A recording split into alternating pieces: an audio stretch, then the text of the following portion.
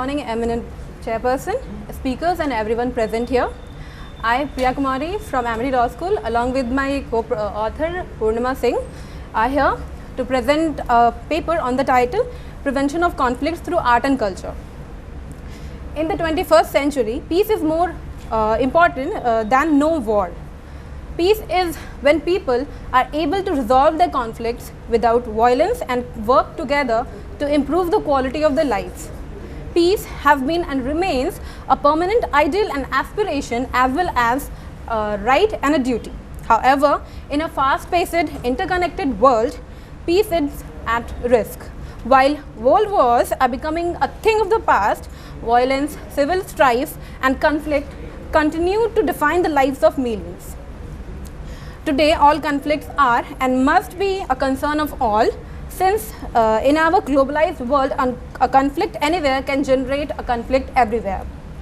In times of unprecedented communication, opportunities, interconnectedness, and migration, the risk to peace also lies in the inequalities, fanaticism of vulnerable groups, as well as the rejection and ignorance of other cultures, together with their traditions, beliefs, and histories. Now I would like to discuss about the relationship between peace and culture. When discussing the relationship between peace and culture, the point to be addressed is whether it is right to assume that cultural differences are the cause of conflict. Needless to say, there have been many societies in history peacefully coexisting with others despite ethnic or regional or religional differences. Yet we cannot deny that culture intensifies such confrontations when ethnic or cultural differences are combined with economic and political interests. Therefore, we must consider how such situations can be prevented in order to define conditions for coexistence and cause prosperity. To this end, we must accept that it is essential for all the human beings, for first, to share a common ethos and sensibility, second, to be aware of the significance of mutual understanding and differences in sensibility, and third, to tolerate differences in the interest of building up a sense of global unity. Culture emerges as an essential factor for lasting peace. Neither equitable progress nor social cohesion is truly possible if culture is left to one side. Now I would like to discuss about the role of heritage. There is an urgent need of cooperation for globally agreed shared policies that integrate culture into peace building strategies and programs. In time of conflicts, the protection of cultural heritage in all its forms is paramount. Culture and heritage are not about stones and buildings. They are about identities and belongings. They carry values from the past that are important for the societies today and tomorrow. We must safeguard the heritage because it is what brings us together as a community. It is what binds us within a shared identity. The three legally binding international treaties, that is the 1954 Hague Convention for the Protection of Cultural Property in the event of armed conflict, the 1970 UNESCO Convention on the means of prohibition and preventing the illicit import, export and transfer of ownership of cultural property, and the 1972 World Heritage Convention. These conventions highlight the fact that attacks on cultural heritage translate directly into attacks on shared identity. Heritage is not targeted by chance by destroying bridges, temples, mosques, churches and shrines and manuscripts and libraries.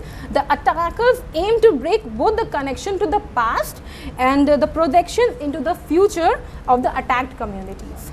This is one of the reasons why UNESCO has called for seeing cultural heritage as an international security issue. Now I would like to move on to the policies which are to be adopted to use culture as a measure to maintain peace. It is important that a stronger coalition for culture must be built in order to integrate culture and respect for cultural heritage into all international peace building processes. However, protecting and safeguarding heritage alone is not sufficient to build peace, though without it peace cannot be lasting. There is need to make policies to that end, and some of these. Okay, sir. Then I would just like to give some measures for using this culture as a way to maintain peace and avoid conflicts. First is, we must do youth exchanges. We must like a great engagement with the youth for organizing more exchange programs that helps in fostering better understanding of other cultures on the lines of youth exchanges that were conducted between France and Germany after World War II. Like somewhat like these policies are needed to be undertaken by different countries, among which there is a conflict going on. And I would like to move on to the role of cultural exchanges after the end of conflict. First is providing mental recovery. When a military or political conflict is near its end, it is required to consider how cultural exchange can help heal the psychological wounds, not only the physical wounds. Second is getting over the memories of conflict, and this can be done by providing sufferers with an opportunity to express themselves, and keeping a record of the psychological wounds will ease the process of reconciliation and future conflict. Third is restoring cultural and ethnic pride. Conflicts often destroy or distort self-identity and demolish cultural traditions in which ethnic identity is expressed. This is need to be conserved. And finally, sir, I would like to conclude my paper. When conducting cultural activities for peace building, practical problems and difficulties are faced. Okay, sir, finally, just one quotation by Sir Michel Leberon. Just 1 second, sir. As Michel Leberon has put it, culture is an essential part of conflict and conflict resolution. Cultures are like underground rivers that run through our lives and relationships, giving us messages that shape our perceptions, attributions, and judgment and ideas of self and the other. Thank you.